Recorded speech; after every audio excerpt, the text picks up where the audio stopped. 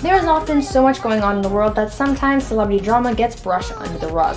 I mean, as it should. There are bigger things in the world to worry about than which Kardashian is going through yet another breakup. But if you're looking for some new celebrity info, then you've come to the right place, because today we are counting down the top 10 celebrity scandals you never knew about, part 2. At number 10, Matt LeBlanc. Remember that one episode of Friends where they joked about Joey being in an adult film? You know, the one where he played the copy machine guy?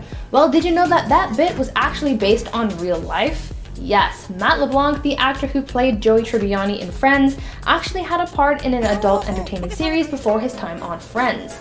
Matt had a role in a Showtime series called The Red Shoe Diaries. This show was about a man who had written an ad for a newspaper asking people to send in their stories about life-changing encounters that they've had with their partners. The man who was the show's narrator would begin each episode by reading a letter aloud, and well, I'm sure you can imagine the rest. Matt LeBlanc had a steady role in the show, and though it isn't necessarily a traditional adult film setting, it's still funny to imagine him in this role, and it's still made for some pretty funny content on Friends. At number 9, Tim Allen. Today we know Tim Allen as an actor and comedian known for his roles on Home Improvement, the Santa Claus films, and Toy Story, but before his rise to fame, he was actually a felon. In 1978, just shortly after beginning his stand-up career, Tim was caught by drug-sniffing dogs at the Kalamazoo Battle Creek International Airport, carrying 1.4 pounds of that good old no-no snow. After being caught with the illegal substance, he faced life imprisonment, but luckily for him, he was offered a deal. In exchange for helpful information, he would be given a reduced sentence. Clearly, he took the deal, otherwise we wouldn't be talking about him right now. Tim ended up ratting on the other dealers he knew, and his sentence was subsequently reduced to 3 to 7 years behind bars rather than a life sentence. Tim was released from prison 28 months later at the age of 29, and because he was a convicted felon, he found it hard to find work, so he tried giving stand-up comedy another go. Obviously, it was a good choice, and Tim is now a household name. So perhaps getting caught was the best thing that has ever happened to him. Before I continue on with this list, I'd like to ask you guys to consider leaving a like on this video if you're enjoying it so far, because it really does help us out a lot. At number 8, Leighton Meester. Leighton Meester, the actress known for playing Blair Waldorf on Gossip Girl, shares something in common with Tim Allen, being that they've both spent time behind bars, though for very different reasons. Leighton was born in prison. Yep, you heard that right.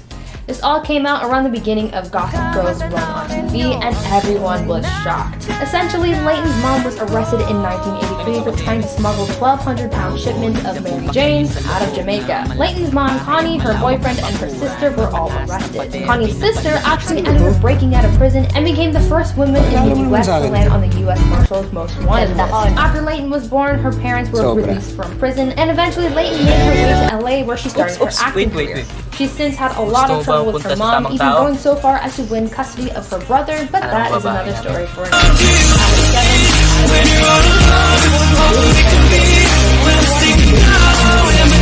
Well, one of the film's actors, Adam Hicks, has seen his fair share of troubles after leaving Disney. Yet another Disney actor gone rogue. 2018, Adam was arrested for armed robbery after it was believed that he committed 4 or 5 robberies along with his girlfriend Danny Tamburo. According to sources, Adam and Danny allegedly committed these robberies by walking around the San Fernando Valley in California and would go up to innocent people and hold them at gunpoint and demand that they give them anything of value, whether that be cell phones, wallets, jewelry, or otherwise. Now, from what I've seen, there's no word on whether he's been sentenced, but he was being held in police custody with his bail being held at $550,000. His arraignment was postponed last time I checked, but other than that, this scandal has gone cold, so that's probably why no one has heard of it. At number 6, Woody Harrelson. We know Woody Harrelson as a successful actor known for films like The Hunger Games, Now You See Me, and Natural Born Killers, but the latter is a movie that might hit Woody here a little close to home. You see, he's not the only one in his family to have notoriety, because his father Charles has also garnered fame, but for all the wrong reasons. Woody Harrelson's dad was a hitman. And paparazzi and reporters want to dig up your past feud against you, this one will certainly strike a nerve with Woody. Charles Harrelson was a hitman known by most as the man who assassinated convicted U.S. federal judge John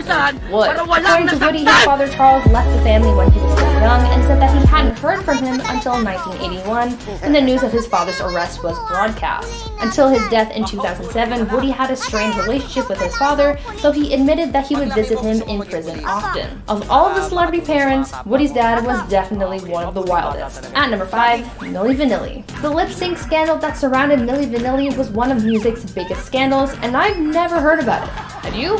Essentially, Milli Vanilli was a musical duo that was never really real. I mean, they were real people, but their music wasn't theirs. The stage act was put together by German record producer Frank Farian in an attempt to create a star from scratch. He had a vision to be able to put out this amazing music, but he needed the perfect act to sell it. That's where Morvan and Politis came into play. These two dancers were hired by Farian to be the faces of Milli Vanilli, and though it was a musical act, they didn't have to sing. In fact, they never did. The songs were written and produced for them to lip sync to, and it worked for a while.